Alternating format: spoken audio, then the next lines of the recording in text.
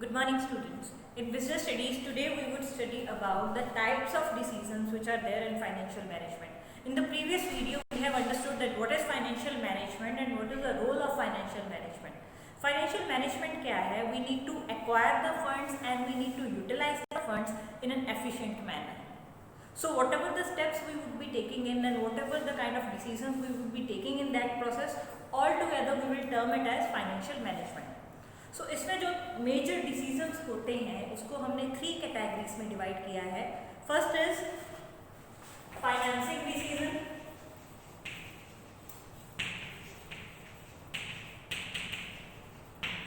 Second is investment decision,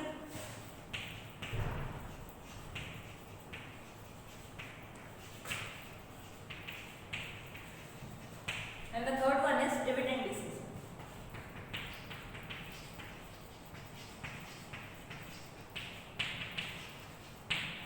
In this video, we would cover only the introductory part of these 3 types of decisions, and whatever factors are affecting this type of decision, that are separate topics. So firstly coming to financing decision. Financing decision में हमें decision किस चीज से related लेना है? Financing से related.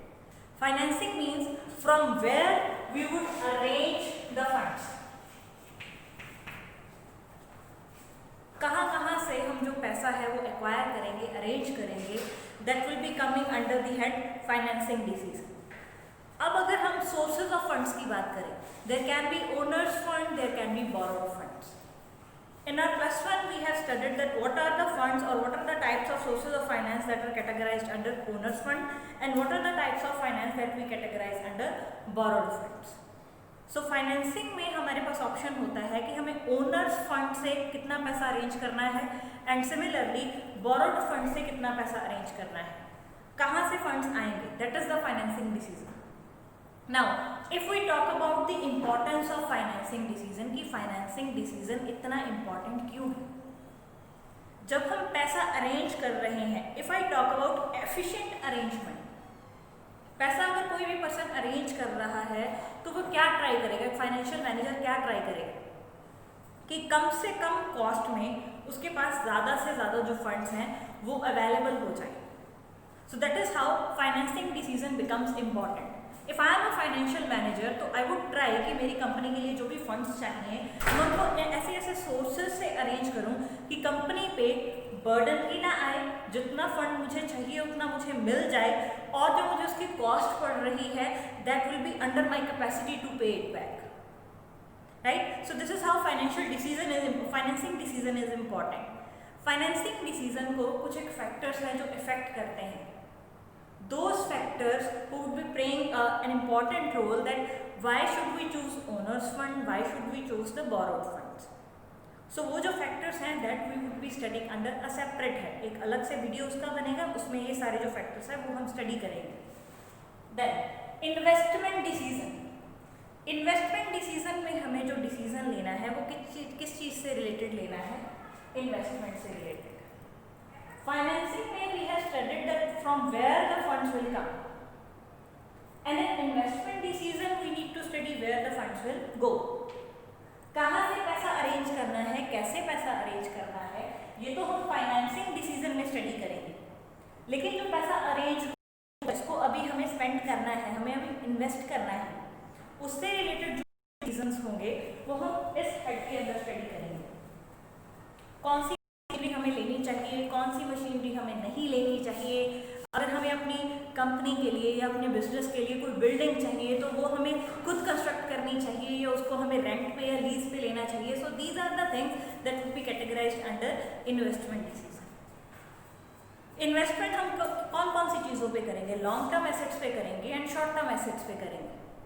Right, सो ये दोनों चीज़ों से रिलेटेड ही हमें ये स्टडी करना है कि कौन कौन सी ऐसे फैक्टर्स हैं, कौन कौन सी ऐसी चीज़ें हैं जब कोई भी फाइनेंशियल मैनेजर एक इन्वेस्टमेंट डिसीजन लेता होगा तो उस पर वो फैक्टर्स एक इम्पॉर्टेंट रोल प्ले कर रहे होंगे. Now let us talk about one of the factors that is a season based thing.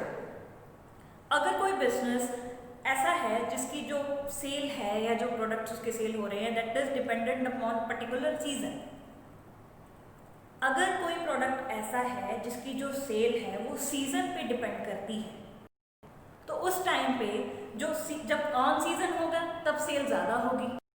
तब एक बिजनेसमैन क्या ट्राई करेगा कि जब ऑन सीजन है, मतलब जब सीजन चल रहा है, उसमें मैं ज़्यादा से ज़्यादा स्टॉक बनाऊँ, ज़्यादा से ज़्यादा जो प्रोड्यूस है वो रेडी रखूँ।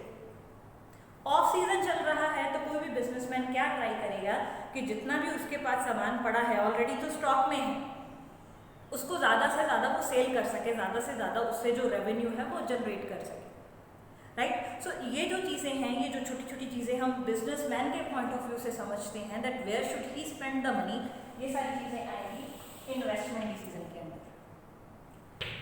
Now the last one is dividend decision. Dividend decision क्या है?